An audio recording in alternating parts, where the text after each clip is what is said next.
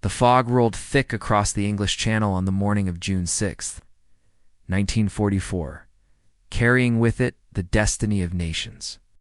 Lieutenant Colonel James Earl Rudder gripped the cold steel railing of the landing craft, his knuckles white against the gray metal as he stared into the murky darkness ahead.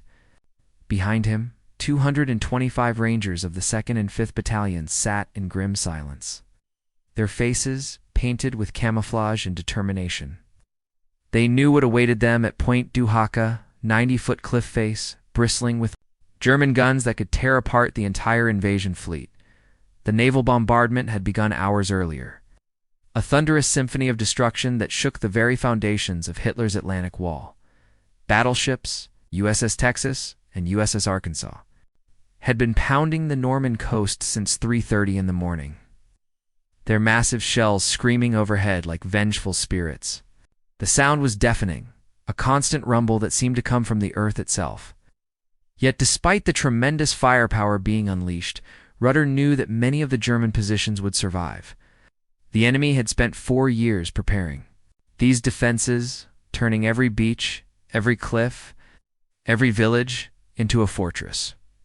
Operation Neptune, the naval component of the larger Operation Overlord, represented the largest amphibious invasion in human history.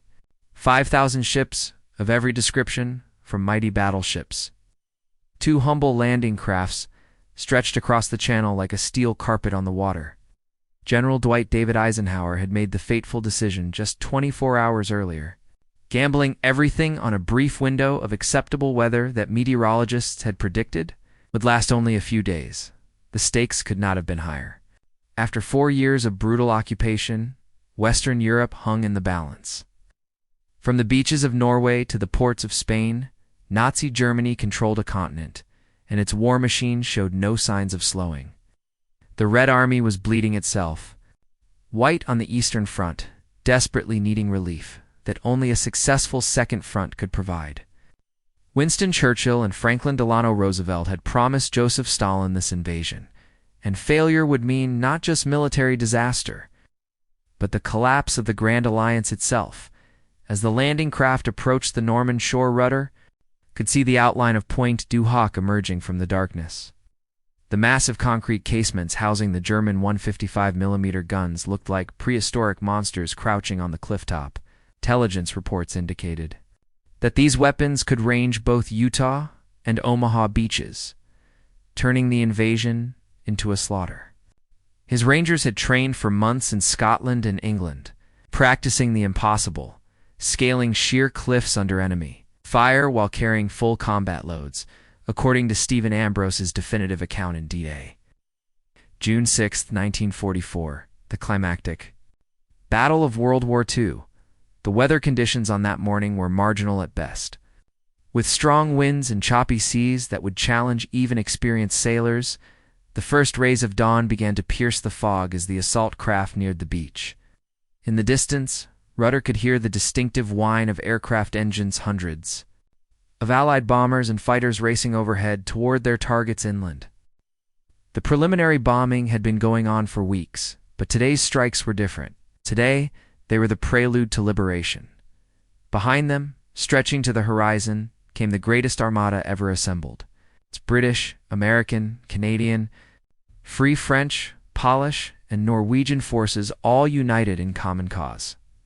The fate of civilization itself rode on the waves that morning, carried forward by the courage of ordinary men asked to do extraordinary things. The battle for Europe was about to begin. The first bullets began striking the water around Lieutenant Colonel Rudder's landing craft at exactly 6:45 in the morning. German machine gun nests, concealed in the rocky outcroppings of Point du Hoc, opened fire with deadly precision.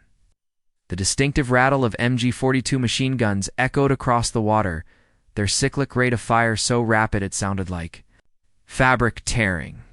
Rudder watched in horror as several of his craft began taking hits, splinters of wood and metal flying as the heavy bullets found their mark. Sergeant First Class William Stivison of Dog Company, 2nd Ranger Battalion, was among the first to reach the base of the cliff. The 30-foot seas had scattered the landing force, and only half of the planned assault force had made it to the correct beach.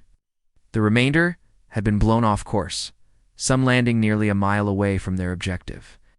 But there was no time for regrouping. Every minute of delay meant more casualties on Omaha and Utah beaches, where American infantry were struggling to establish footholds under the devastating fire from Punt. Duhawk's guns. The Rangers had trained extensively, with rocket-fired grappling hooks and extension ladders, but the reality of combat proved far more challenging than any exercise. The ropes, soaked with seawater and weighed down by mud, proved difficult to climb. German defenders above began cutting the lines and hurling grenades down the cliff face. The sound of explosions mixed with the screams of wounded men as fragments of granite and hot metal filled the air. Staff Sergeant William Courtney of Easy Company found himself pinned down at the base of the cliff, German potato masher grenades exploding all around his position. The distinctive gray smoke of German ammunition mixed with the morning fog, creating an otherworldly atmosphere of death and destruction. Above him, he could see the muzzle flashes of enemy weapons firing from concrete bunkers that had somehow survived the massive naval bombardment. Meanwhile, 6 miles to the east, the horror of Omaha Beach was unfolding in all its terrible fury.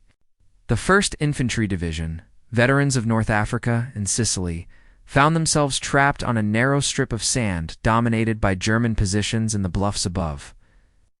The 16th and 116th Infantry Regiments were taking catastrophic casualties as they attempted to cross the open beach. Bodies of American soldiers were washing back and forth in the surf, their equipment scattered across the sand like debris from a shipwreck. Colonel George Taylor of the 16th Infantry Regiment rallied his men with words that would become legendary. 2 kinds of people are staying on this beach, the dead and those who are going to die. Now let's get the hell out of here. But movement forward meant crossing killing fields that the Germans had spent months preparing. Every route inland was covered by interlocking fields of fire from machine gun nests, mortars, and artillery pieces. The German 7th Army, commanded by General Oberst Friedrich Domann, had positioned the elite 352nd Infantry Division along the stretch of coastline for good reason. These were veteran troops who had fought on the Eastern Front, men who understood the brutal mathematics of defensive warfare. They had turned every farmhouse, every hedgerow, every stone wall into a fortress. The bocage country of Normandy, with its ancient field boundaries and sunken roads, provided perfect defensive terrain. At Pointe du Hoc, Rudder's Rangers were making agonizingly slow progress up the cliff face. Sergeant Leonard Lomel, of Dog Company, had managed to establish a rope line on the eastern side of the position. But German fire was so intense that only a few men at a time could make the climb. The rocky surface, wet with spray from the channel and slippery with blood, claimed several climbers who lost their grip and fell to their deaths on the rocks below. By 8 o'clock in the morning, casualties were mounting rapidly across all sectors of the invasion. Carefully planned timetable was already falling apart as units struggled to reach their initial objectives. Radio communications were sporadic, with many sets damaged by seawater or enemy fire. Company commanders found themselves making life-and-death decisions with incomplete information. Relying on their training and instincts to keep their men moving forward, the fate of the invasion hung in the balance. As the sun climbed higher over the blood-soaked beaches of Normandy, by 9:30 in the morning, Sergeant First Class Leonard Lomel had become one of the first Rangers to reach the top of Pointe du Hoc's cliff face. Crawling through the crater-scarred landscape, he moved cautiously toward the concrete casements that intelligence had identified as housing the massive German artillery pieces. The ground was a moonscape of bomb craters and twisted metal, evidence of the tremendous bombardment that had preceded the assault. Yet as Lomel approached the first gun position, his heart sank. The massive concrete structure was empty, except for wooden decoys and telephone poles painted to resemble artillery barrels. The realization struck him like a physical blow. The guns that had been the primary target of this costly assault weapons that could have devastated the entire invasion fleet had been moved inland weeks earlier. General Major Wilhelm Richter, commanding the 716th Infantry Division, had proven more cunning than Allied intelligence had estimated. The real guns were hidden somewhere in the Norman countryside, still capable of bringing devastating fire down on the beaches where American infantry were fighting for their lives. Lommel quickly signaled to Staff Sergeant Jack Kuhn, and together they began a desperate search of the area behind the German positions. Time was running desperately short. Every minute that passed meant more American casualties on the beaches below, and the Rangers were taking heavy losses from German counterattacks. The 9th Company of the 9th Parachute Regiment had been rushed to Point du Hoc as soon as the attack began, and these elite troops were proving far more dangerous opponents than the coastal defense units the Rangers had expected to face. 3 miles inland from Omaha Beach, the situation was equally desperate. The 2nd Ranger Battalion, commanded by Lieutenant Colonel James Earl Rudder's counterpart, Lieutenant Colonel Max Schneider, struggling to clear the village of Vierville-sur-Mer. German resistance was fierce and well-coordinated, with every building turned into a strongpoint. The narrow streets provided no cover from enemy fire, and the Rangers found themselves engaged in brutal, house-to-house fighting that claimed casualties with every room they cleared. Private First Class Carl, west of Charlie Company, 2nd Rangers, found himself pinned down in a Norman farmyard by fire from a concealed machine gun nest. The weapon, a deadly MG-42, nicknamed Hitler's buzzsaw by Allied troops, commanded the entire courtyard with its devastating rate of fire. West could hear the screams of wounded comrades, but any attempt to reach them brought a fresh burst of machine gun fire that chipped stone from the farm, buildings, and sent deadly fragments flying through the air. According to military historian John Kigan's analysis in 6 Armies in Normandy, the German defensive preparations along the Norman coast were far more extensive and sophisticated than Allied planners had anticipated, contributing significantly to the heavy casualties suffered during the initial assault. Back at PYTDU, Hock, Lommel, and Kuhn had discovered a camouflaged road leading inland through a gap in the coastal defenses. Following this route, they stumbled upon the real German artillery position, 5 massive 155mm guns positioned in an apple orchard, carefully concealed from aerial reconnaissance. The weapons were fully manned and ready to fire, with ammunition stacked nearby in German artillery crews, preparing to bring devastating fire down on the invasion beaches without hesitation. Lommel pulled thermite grenades from his equipment and began placing charges on the gun mechanisms. The thermite would burn through the steel components, rendering the weapons useless. Kuhn provided security, his Thompson submachine gun ready to engage any German soldiers who might discover their sabotage mission. The sound of fighting from Point du Hoc was growing more intense, indicating that the German counterattack was gaining momentum.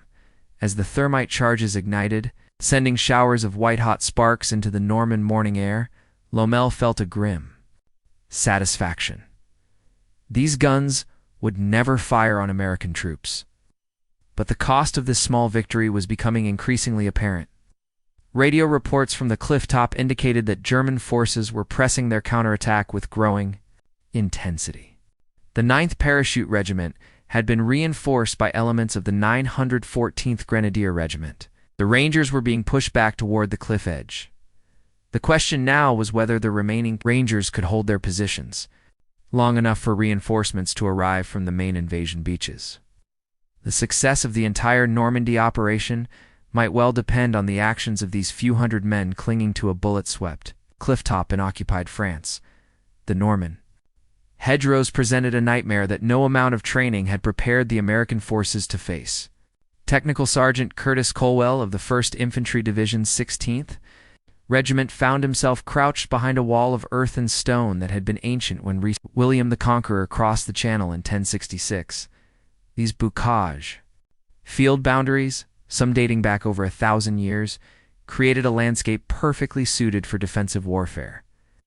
Each field became a separate battlefield, with German defenders able to move unseen through the network of sunken lanes that connected the Hedgerows by noon on June 6th. The situation on Omaha Beach had stabilized enough for the first tanks to begin moving inland, The 7th 43rd Tank Battalion's Sherman tanks, waterproofed for the amphibious assault, struggled up the bluff roads under constant enemy fire. Lieutenant Michael Rem's tank took 3 direct hits from a concealed Panzerfaust anti-tank weapon before his crew could identify the source of the attack. The German soldier who had fired the weapon vanished into the hedgerows like a ghost, leaving behind only the acrid smell of burnt propellant and the screams of wounded. Americans, the German defenders, had turned every advantage of the terrain to their benefit. Oberstfrieder Hans Müller of the 916th Grenadier Regiment had been fighting in Normandy for 3 years, first helping to construct the Atlantic Wall defenses, then training with his unit in the Bocage countryside. He knew every lane, every gap in the hedgerows, every barn and farmhouse that could provide cover. From his position in a concealed foxhole, he could observe American movements across 3 different fields while remaining completely invisible to enemy forces. The tactical problem facing the American commanders was unlike anything they had encountered in North Africa or Italy. Each hedgerow assault required careful coordination between infantry, armor, and artillery, but the limited visibility made such coordination nearly impossible. Radio communications were hampered by the earthen walls, and the narrow lanes prevented tanks from maneuvering effectively. Worse still, German artillery observers positioned in the church towers of Norman villages could call down accurate fire on any concentration of American forces. Major General Leonard Jarrow of the 5th Corps had established his command post in a shell-damaged farmhouse 3 miles inland from Omaha Beach. The reports reaching him painted a picture of slow, costly progress against an enemy that seemed to be everywhere and nowhere at once. The 29th Infantry Division was reporting 50% casualties in some companies, while the 1st Infantry Division's advance had been halted completely by a concealed anti-tank gun position that commanded the main road to Fourmide. Puente du Hoc, the situation had grown desperate. Colonel Rutter's force had been reduced to less than 50 effective Rangers, and German counterattacks were intensifying by the hour. The 9th Parachute Regiment had been reinforced by elements of the 1018th Grenadier Regiment. Elite troops rushed from their reserve positions around Bayeux. These were veteran soldiers who understood the brutal mathematics of close-quarters combat, and they were gradually pushing the Rangers back toward the cliff edge. Sergeant William Stuyvesant found himself commanding what remained of Dog Company. From a shell crater barely 20 yards from the edge of the cliff, German stick grenades were exploding all around his position, sending fragments of concrete and metal whistling through the air. 3 of his men had been wounded in the last 10 minutes, and his ammunition was running critically low. The promised reinforcements from the 5th Ranger Battalion had not materialized. They were still pinned down on the beaches below, able to scale the cliffs under the intense enemy fire. The breakthrough finally came from an unexpected source. Staff Sergeant Robert Edlin of the 116th Infantry Regiment had discovered that the Bocage hedgerows, while formidable defensive positions, also provided concealment for attacking forces willing to move slowly and carefully. His squad had spent 2 hours crawling through a drainage ditch that ran parallel to the main German defensive line emerging behind a machine gun nest that had been holding up the entire battalion's advance, using grenades and close-range rifle fire. Edlin's squad eliminated the German position and opened a gap in the enemy line. Within minutes, 2 full companies of the 116th Infantry were pouring through the breakthrough, rolling up the German flank and forcing a general withdrawal. The psychological effect was immediate. German commanders, fearing encirclement, began pulling back their forward positions to secondary defensive lines deeper in the Baca. By evening of June 6th, American forces had established precarious footholds along the Norman coast, but the cost had been enormous. Casualty figures were still being calculated, but preliminary reports indicated over 3,000 American dead and wounded in the first day of fighting alone. The German defenders had proven far more resilient and tactically sophisticated than intelligence estimates had suggested, yet the invasion had succeeded in its primary objective, establishing a permanent foothold on the European continent. The Atlantic Wall, Hitler's supposedly impregnable barrier, had been breached at last. Dawn on June 7th broke gray and cold over the blood-soaked Norman beaches, revealing the true cost of the previous day's victory. Major Charles Tetmeyer of the 1st Infantry Division walked slowly among the debris scattered along Omaha Beach, his boots crunching on empty ammunition casings and fragments of shattered equipment. Bodies of American soldiers still lay where they had fallen, some partially buried in the sand by the incoming tide. The smell of cordite and death hung heavy in the morning air, a grim reminder of the price paid for this narrow strip of French coastline. The statistics emerging from the first 24 hours of Operation Overlord told a story of heroism and horror in equal measure. The 4th Infantry Division at Utah Beach had achieved their objectives with relatively light casualties, but the cost at Omaha had been staggering. The 16th and 116th Infantry Regiments had suffered over 40% casualties in some companies, with entire platoons wiped out in the first hours of the assault. The Rangers at Pointe du Hoc had paid an even higher price of the original 225 men who had landed at the base of the cliff. Fewer than 90 remained combat effective. General Omar Bradley, commanding the 1st Army, had established his headquarters in a requisitioned Norman farmhouse 5 miles inland from the coast. The reports reaching him painted a mixed picture of success and continuing danger. While the immediate objectives of securing the beaches had been achieved, German resistance was stiffening as enemy reserves moved into position. General Oberst Friedrich Dollmann's 7th Army was beginning to coordinate its response, and intelligence reports indicated that panzer divisions were moving toward Normandy from their positions around Paris and the Pas-de-Calais. The German High Command had been caught off guard by the location and timing of the invasion, but they were recovering quickly. Field Marshal Erwin Rommel, the Desert Fox himself, was rushing back from Germany, where he had been celebrating his wife's birthday. His absence during the critical first hours of the invasion had disrupted German command and control, but his return would undoubtedly bring new energy to the defense. Rommel understood mobile warfare better than any German commander. His presence on the Norman front was a source of concern for Allied planners. At Pointe du Hoc, the survivors of Rutter's Ranger Force were still holding their positions, but barely. Sergeant Leonard Lommel, who had destroyed the German guns in the apple orchard, was now helping to coordinate the defense of the clifftop position. German counterattacks came in waves throughout the night, each one preceded by artillery barrages. That turned the landscape into a hellish moonscape of smoke and flying metal. The Rangers had managed to establish communication with naval fire support, and the guns of USS Satterley provided crucial assistance in breaking up enemy assault formations. The bocage fighting inland from the beaches is proving even more costly than the initial assault. Every hedgerow became a separate battle, with German defenders using the ancient field boundaries to maximum advantage. The 352nd Infantry Division, veterans of the Eastern Front, had turned the Norman countryside into a maze of death traps. Sniper fire claimed American officers with deadly regularity, while concealed machine gun nests commanded every road and trail leading inland. Technical Sergeant Robert Hayes of the 29th Infantry Division's 175th Regiment found himself pinned down in a drainage ditch barely 300 yards from where he had landed 12 hours earlier. His company had taken 60% casualties attempting to clear a single hedgerow defended by a German squad armed with 2 MG-42 machine guns and a mortar. The bodies of his comrades lay twisted among the Norman wildflowers, their blood seeping into soil that had known centuries of warfare. Military historian Max Hastings noted in Overlord, "Today, and the battle for Normandy, that the fighting in the bocage country would prove to be some of the most difficult terrain.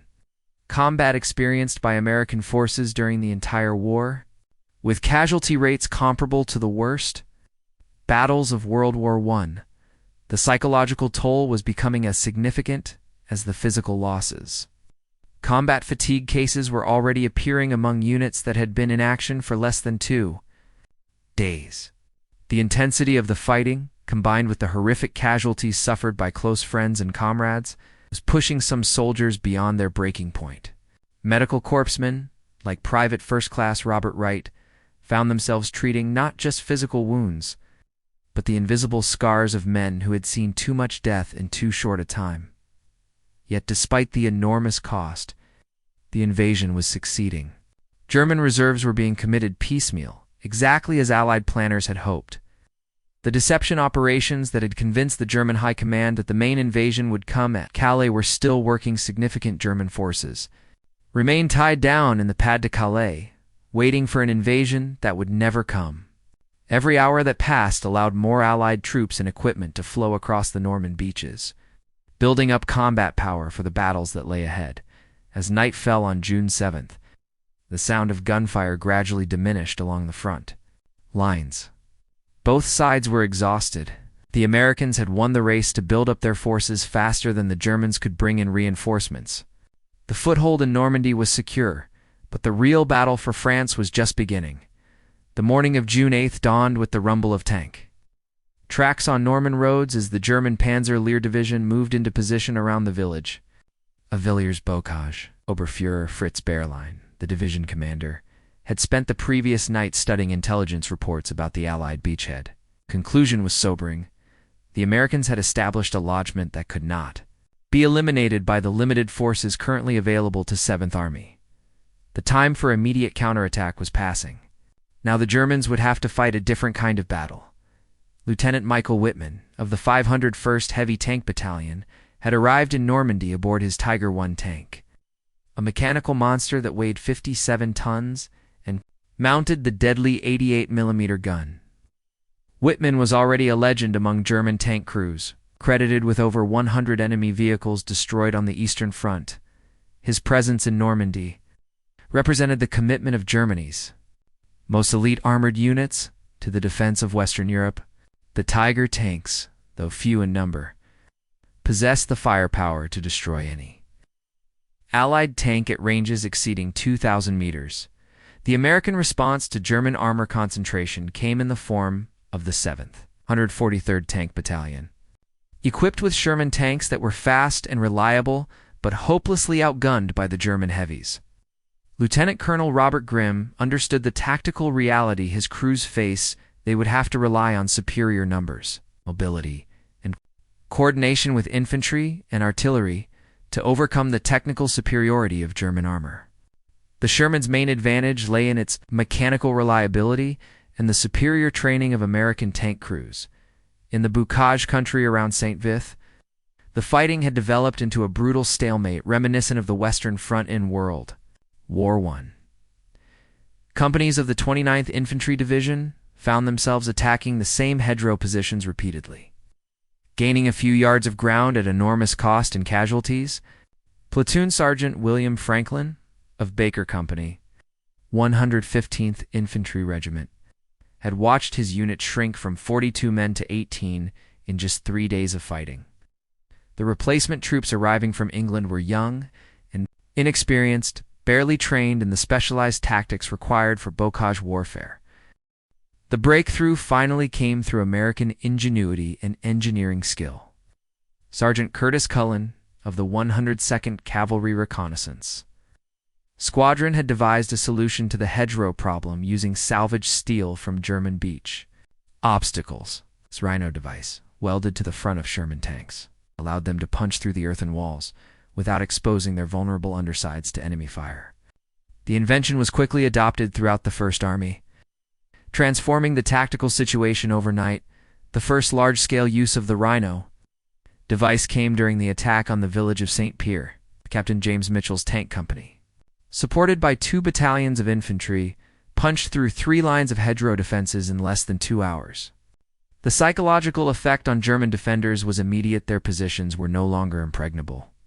Within days, American forces were advancing at rates that had seemed impossible just a week earlier. At Point du Hoc, survivors of Rudders, Rangers were finally relieved by elements of the 5th Ranger Battalion that had fought their way up from Omaha Beach. Of the original 225 men who had assaulted the German positions, only 42 remained unwounded. Their sacrifice had not been in vain. The destruction of the German artillery had prevented potentially catastrophic casualties among the invasion forces. But the cost served as a stark reminder of the price of victory against a determined and well-prepared enemy. The German response to American tactical innovations was swift, but ultimately insufficient. Additional anti-tank weapons were rushed to Normandy. including the feared Panzerschreck shoulder-fired rockets and towed 88mm guns. However, the German army was fighting a losing battle against American industrial capacity. For every German tank destroyed, 3 American replacements arrived on the Norman beaches. The mathematical reality of warfare was beginning to favor the Allies.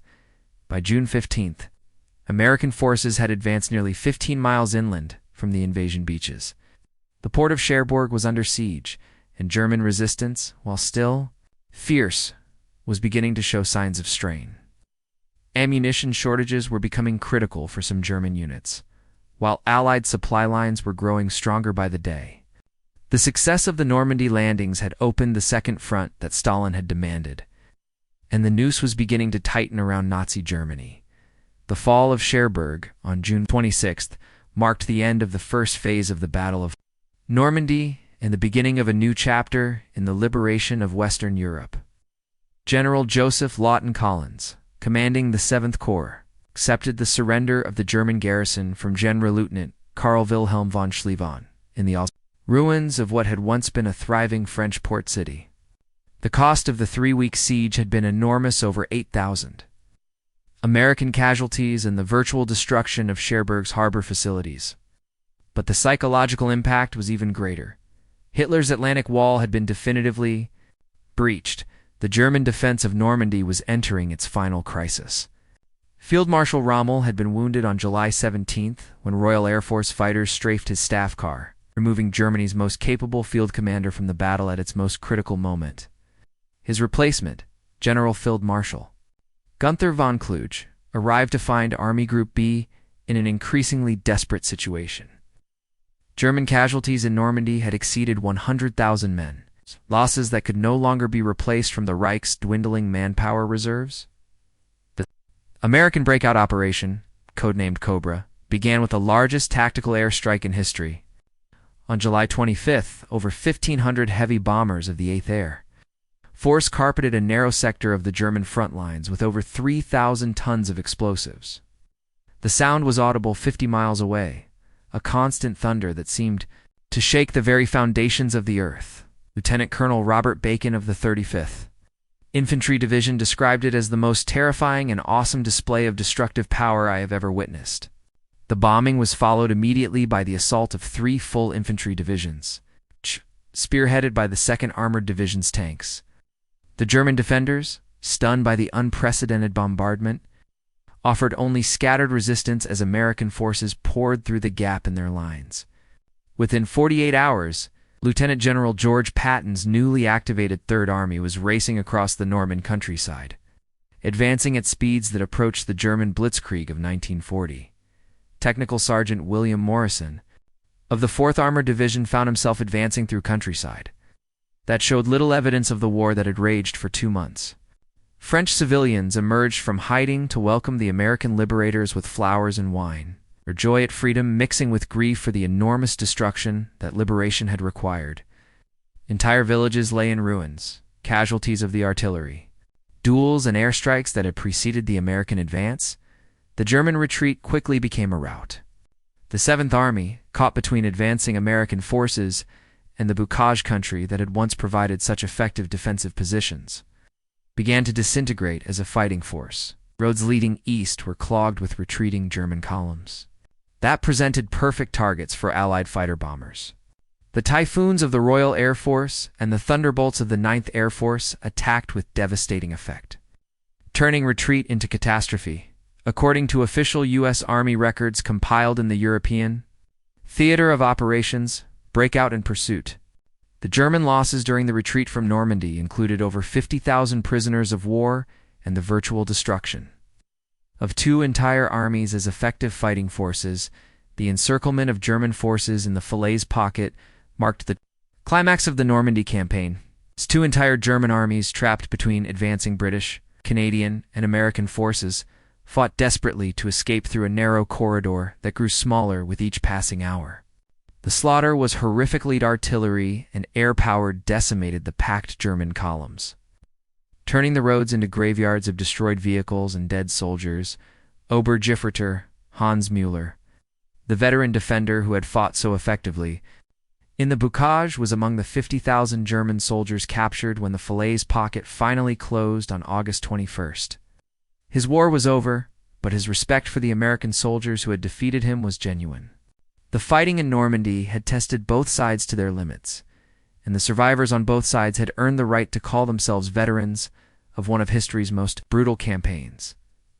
The liberation of Paris on August 25th brought the Normandy campaign to its triumphant conclusion.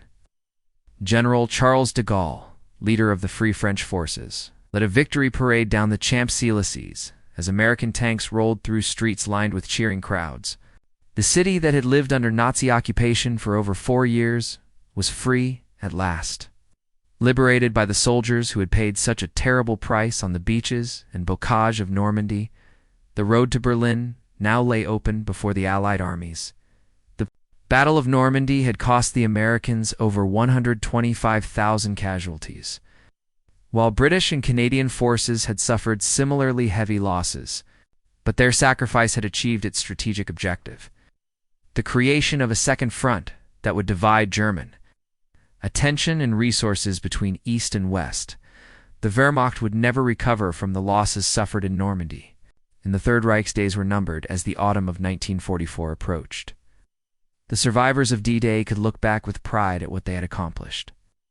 They had broken Hitler's Atlantic Wall, liberated France, and opened the path to final victory.